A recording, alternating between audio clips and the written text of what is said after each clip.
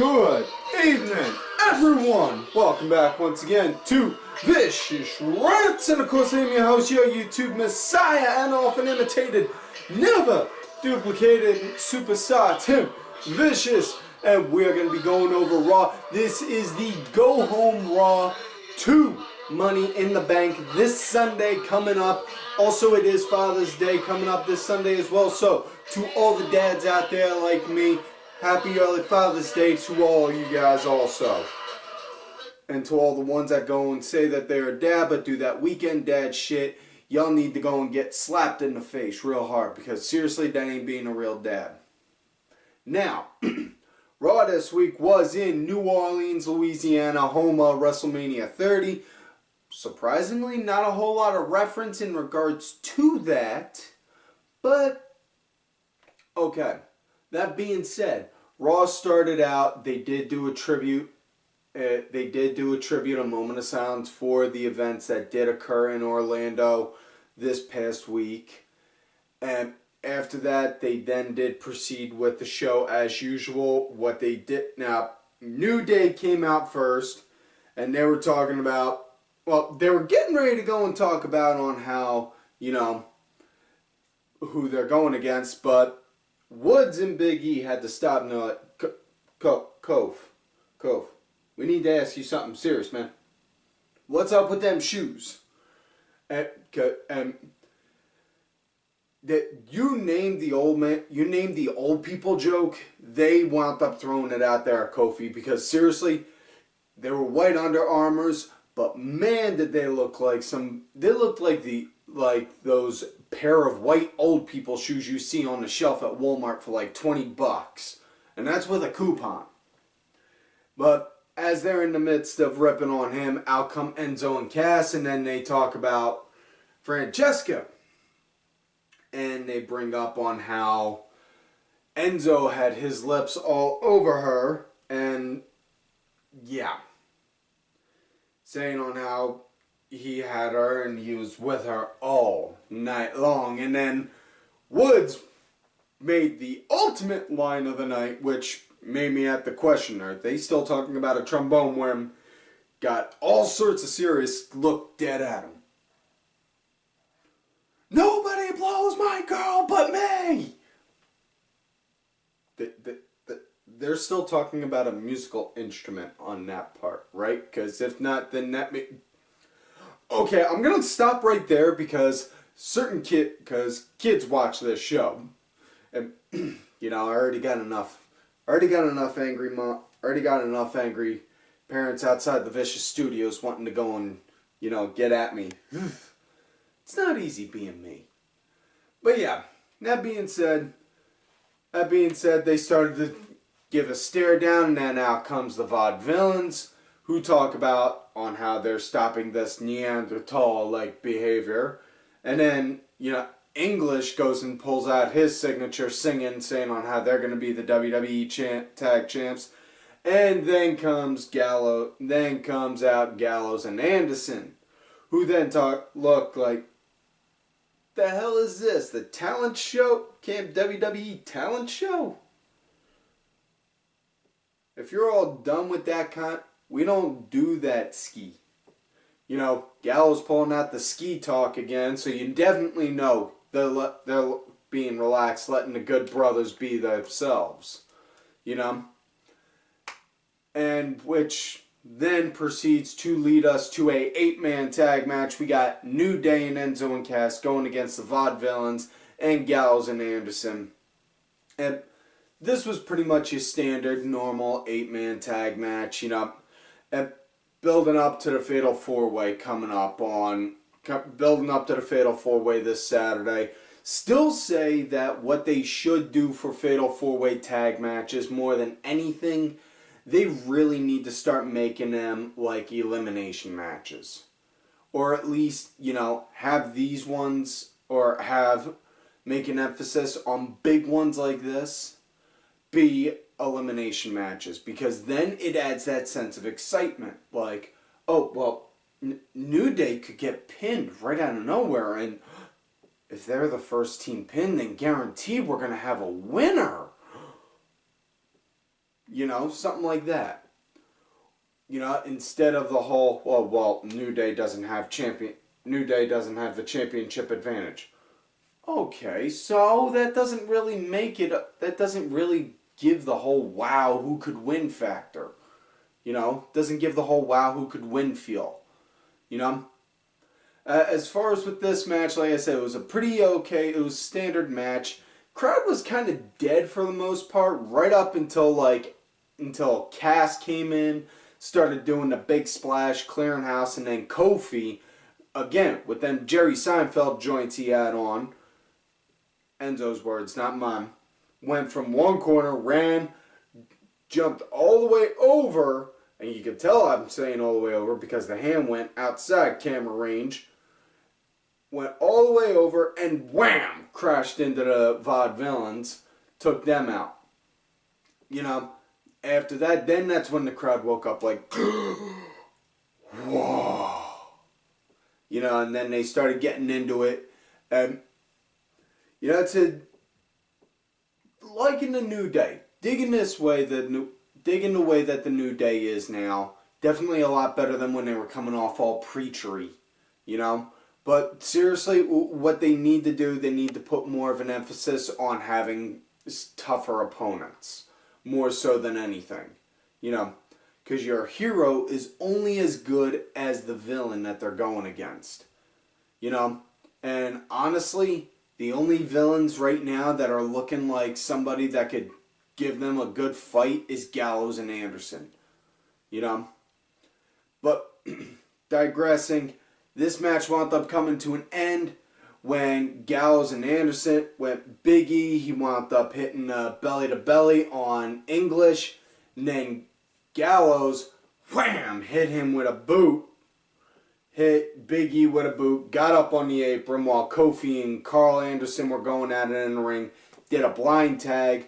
And then Anderson came in. Took a good shot to Kofi. Hoisted him up, and then they hit him with the magic killer. Got the 1, 2, 3. So they got the win. Now, does that mean that they're going to win the tag match on Sunday? Can't really say for sure. Smart Money is saying it's going to either be them or New Day's going to walk out still.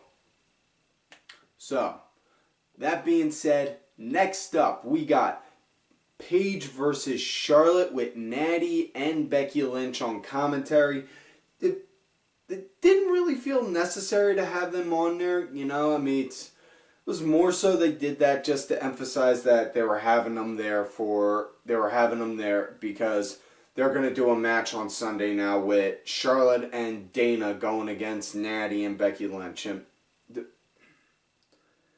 this is an absolute stupid idea because let's rewind the clock back a few months. Remember that whole quote-unquote Divas Revolution? Yeah, you guys pretty much went all in right off bat, and for lack of a better term, you guys shot your load early.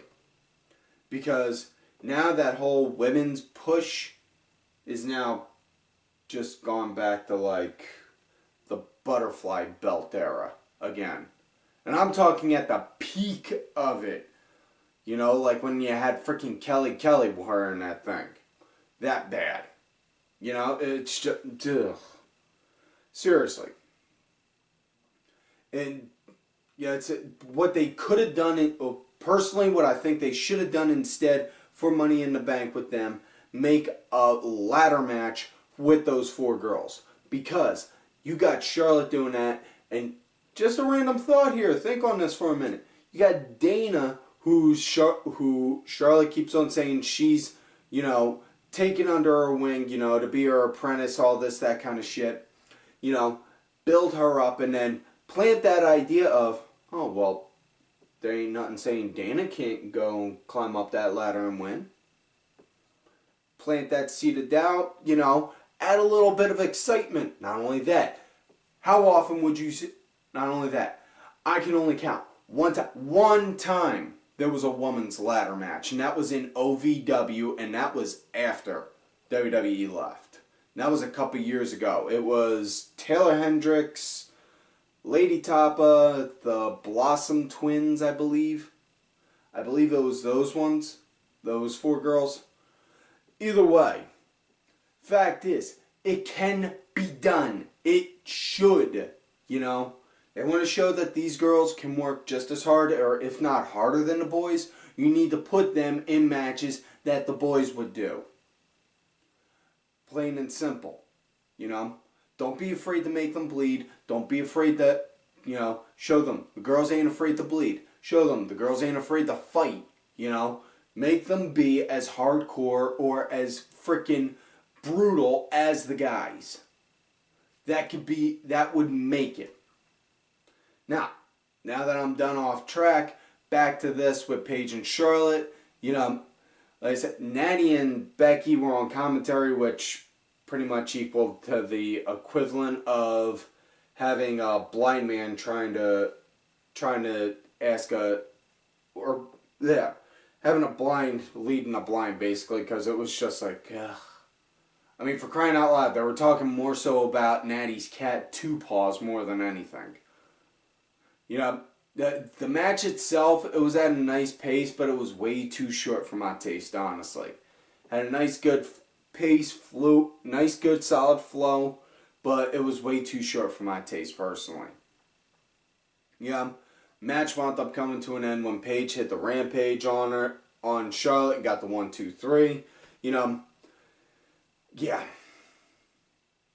Next matchup we got was Sheamus versus Zack Ryder, and this match came to be because of a backstage segment where Ryder cracking jokes on how, you know, Sheamus wound up getting jab slapped by Apollo Crews last week, and he was saying, "Oh yeah, you think that's funny? You think that's funny, huh? Huh?" And he was like, "Well, yeah. Hey, Apollo." And then Sheamus freaking out, looking, "You think that's funny, Ryder? You think that's funny? I'll kick your ass." And which led to this, and this was pretty much a piss break. So, do I really need to go into detail on who won this? Sheamus won with the bro kick. After that,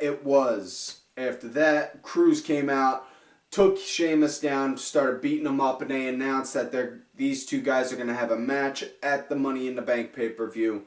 My money is on Crews winning, but that's only more so because of the fact that he's the new guy and he needs to get that build. Other than that, you know, I don't see any other reason on why he would win. Because Sheamus has been, you know, Sheamus is just freaking Sheamus, you know. Now, next matchup, it was Sami Zayn versus Cesaro, and this right here was match of the night right here, folks. This was a good solid throwback to like their PWG matches and their NXT stuff. It just, sheer beauty. I wish I could say I took notes down about some of the great good spots that they did, but honestly, folks, you know, just the whole time I'm watching, like, this is so great. I could not look down to go and check notes or anything like that, you know. It was to where I wound up even looking at the intern Rocky and just like, shoot, you're bothering me. This is good stuff right here. Go into the corner of Shane. In which case, he's still there, more so because of what happened earlier this week. If you've seen if you followed my Twitter at Tim Vicious, then you know Wade, my one producer, wound up getting on a Periscope thing and, you know, hijacked my Twitter, made a Periscope thing, and wound up showing that one of the other producers, Redmond, was getting ready to sacrifice Rocky to one of the Dark Lords of the Netherworld. But that's a story for another time. We'll save that for October when it's horror movie season. But back to the matter at hand. This was just a great match, and honestly, I could really watch these guys wrestle all day. In fact, I have already done that before. This was a great match. Came to a solid end when Zayn wound up countering a backflip into a sunset flip, and the second Cesaro, wham, hit the ground like that. You just saw Zayn hit one hand over the leg, putting his arm up like, yes! like he got it. And honestly, as far as what Money in the Bank goes, my money is on it's either going to be Zayn or Ambrose. Because I really think it's going to be one of those two guys. You know, the way Sammy's been rolling lately, it looks like they're really going to they might consider him. And if they do, I'm all for that. Now, next matchup, this was made due to an impromptu backstage segment. Excuse me. What it was, Owens went into the back, wound up suggesting to Shane, listen, Del Rio just got here about 20 minutes ago. That's kind of, he's late, and he's more so missed a majority of the show, and don't think he should be in Money in the Bank because of that. You know, it sets a very bad example. Del Rio came storming in, talking about on how Owens wound up setting something up and had him detained. I'm just sitting there watching that segment thinking, Del Rio just came in 20 minutes ago and he's in his wrestling gear. I'm not sure on how long it takes him to change, but I'm pretty sure if he just got in about 20 minutes ago, the first thing he would do, if he was that pissed off at Owens, was hunt him down like a dog. But, with a surprise twist, Kane was there in his Armani calm, creepy self. Like, you know, you two may have some issues. I highly suggest you do some bonding exercise. I would suggest a tag match tonight with you two against the Lucha Dragons. And if you two lose, then your Money in the Bank spot goes to the Lucha Dragons. So, we got Owens and Alberto Del Rio versus the Lucha Dragons with their Money in the Bank card slots on the line. Now, the Dragons, they were pretty much in control during this match. It was more so because Del Rio and Owens, they were bickering like an old married couple, non-stop. And guys, she could stop now. Seriously, you two, stop. Tell me you did not just actually see that. They did. Okay, I'm a little freaked out now. Get down! I may have some issues. But yeah. These two, it was pretty okay. I mean, it was just more so the Dragons were in control for the match. It was, the second they started, it was Owens and Del Rio really bickering more so than anything. And match wound up coming to an end when Owens was in there. He was in the ring and wound up hitting a pop-up powerbomb on Sin Cara. There was really nothing to take out of this match. Next up, it was main event of the night. Chris Jericho versus Dean Ambrose. Now, on how this wound up coming to be, Ambrose had a backstage segment earlier, the Ambrose Asylum. He had his little talk show segment brought back, courtesy of Shane.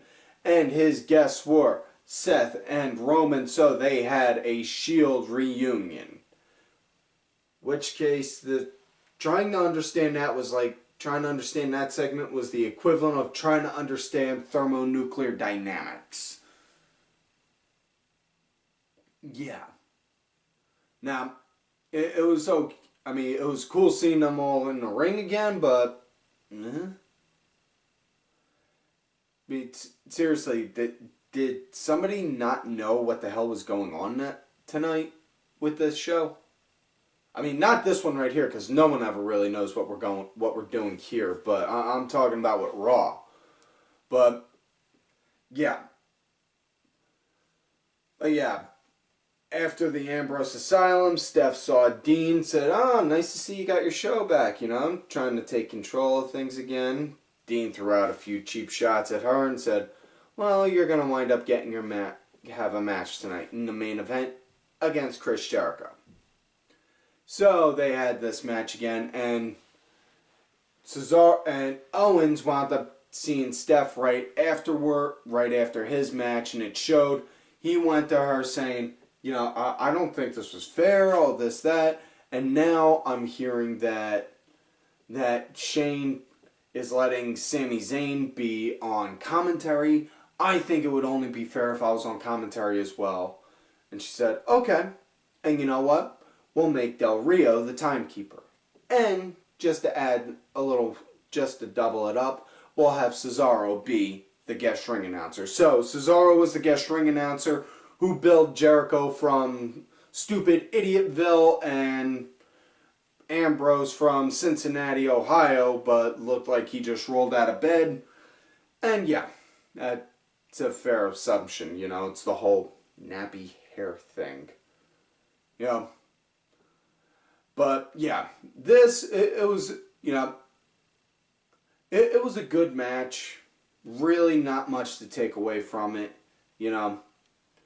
It was not much to take away from it. It was more so Owens and Zayn's back and forth commentary were more so the pull for this match, you know. And the way Owens just works the commentary, honest to God, he could take any of those guys' spots.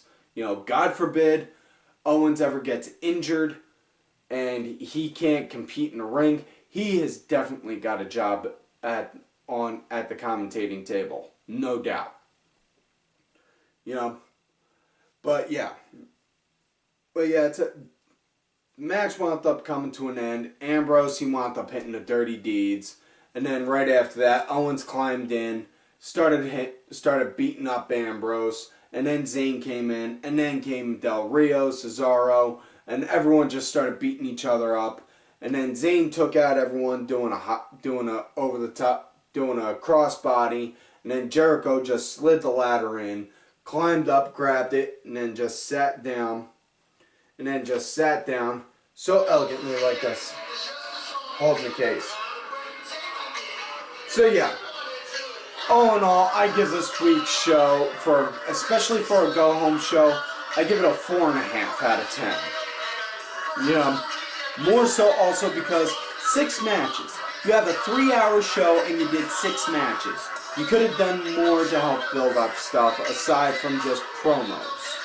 You know, that's it for this week's show right here, folks. So please do not forget to like the video, subscribe to the channel, go back, watch some of the other episodes. Make sure y'all also look for me on my Twitter at TimVicious. Also check out my other account, Tim_Vicious. I'm also out there on that Facebook gimmick, Tim Ash.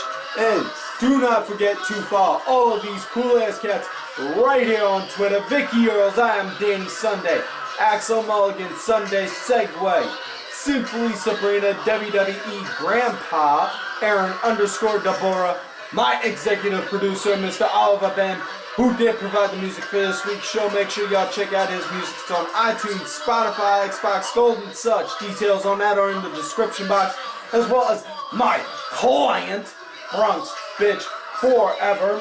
And, folks, like I always tell y'all, you love me great, you hate me. Fuck yous.